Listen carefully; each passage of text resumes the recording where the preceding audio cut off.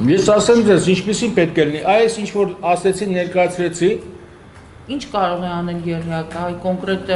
Գագիկ Ծառուկյանն էր եկավ, ասաց, որ ես եմ եկել, ես եմ այստեղ, ի վերջո ինչ խնդիր է լուծելու։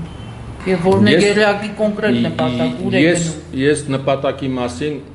կարող եմ մի բան ենթադրաբար ասել, որ նպատակը իշխանափոխությունն է Հայաստանում, բայց ենթադրաբար կարող եմ ասել, որտեղ նման շփումներ, ուղղակի շփումներ ես եռակի հետ չունեմ։ Հա, բայց այդպիսի կոչեր դեռևս տենց հստակ։ Բայց որ պետք է իշխանափոխություն լինի, դա ինչ ասեմ, դա օրվա պահանջն է։ Իսկ վերաբերում է եռյակին։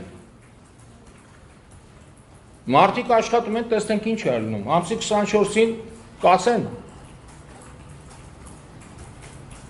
Սպասենք այդ ասելուն, ես ձեզ ասել եմ, ստեղ եմ էլի ասել, կարծեմ ստեղ ձեզ մոտ եմ ասել, որ ձևաչափը հավանականակ փոխվի, որտեղ չի կարելի գնալ մի խնդրով եւ այդ խնդիրը վերածել ուրիշ բանի, ասենք գնանք այնտեղ եւ պարզի, որ այդ ամբողջ ժողովուրդը հավաքվել է եւ միակ ու առաջի վերջին նպատակը մաքսային միությանը ոչ ասելն է, հոդ Ռաֆի Հովհաննիսյանի ցանկությամբ չի դա, որտեղ ինչ ուզն ասի, ուզում ես դու կուսակցության մեջ ասա, բայց հանրահավաքին այդ ձևաչափն ես գիտեմ, որ նման բան չի եղել, այսինքն մարդիկ դրա համար չեն հավաքվել, որ մաքսային միությանը ոչ ասեն, հետաքրքիր է, որ ինքը այո է ասում մաքսային միությանը, տեսնում ա, թե ինչ է կատարվում այսօր Սիրիայի, Թուրքիայի սահմանին, տեսնում ա, թե ով է զինել այդ իսլամիստներին, որ պետություն են ստեղծում, ով է զինել դրանց, գիտեք այդ հարցի պատասխան ունեք, գիտեք թե 100 տարին է լրանում էսը, մի քանի ամիս հետո Եղեռնի, այսօր Թուրքիան, քրդերի եզների հանդեպ, հայերի հանդեպ նույն Եղեռնն է իրականացնում, սահմանին իր, ինչ արել, այս կողմից զորքերով փակել է, այն կողմից զինում է այդ տականքներին, որոնք ոչնչացնում են ամբողջական գյուղեր, մարդկանց գլխատում են, իսկ դրանց ով է ֆինանսավորել, ով էր դրանց կես տարի առաջ գումար տալիս, ով էր դրանց զենք տալիս, նույն Եվրոպան և Միացյալ Նահանգները, ոնց որ ժամանակին զինեցին, սովորեցրեցին իրենց հատուկ ճամբարներում, գումարով ապահովեցին Բեն Լադենին, հետո իրաց դեմ դուրս եկավ, հիմա նույն բանը կրկնվում է, բլավ այդ աշխարհի առաջի երկիրն է, ավելի հզոր երկիր, քան Միացյալ Նահանգները, ցավոք սրտի այսօր չկա, ցավոք սրտի։ Բայց դուք ինչ եք առաջարկում,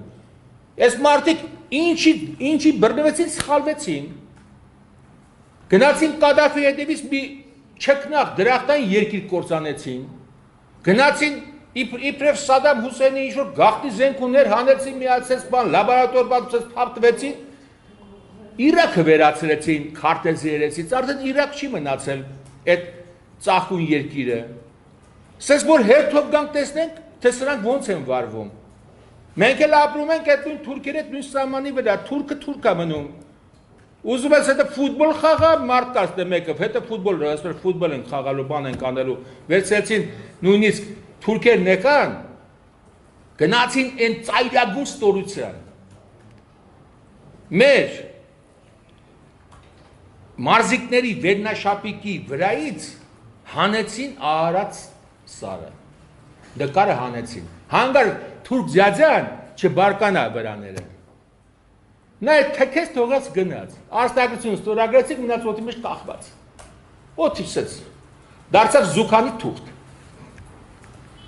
Էսա մեր դիվանագիտությունը, էսա մեր տնտեսությունը, այստեղ մենք ապրում ենք, հետո պետք ասեք, սա էլ գաղջ չի, գաղջ է, գաղջության մեջ ենք։ Ես ասել եմ դա ամիսներ առաջ, որ կմնա դուետ, ես ամիսներ առաջ եմ ասել,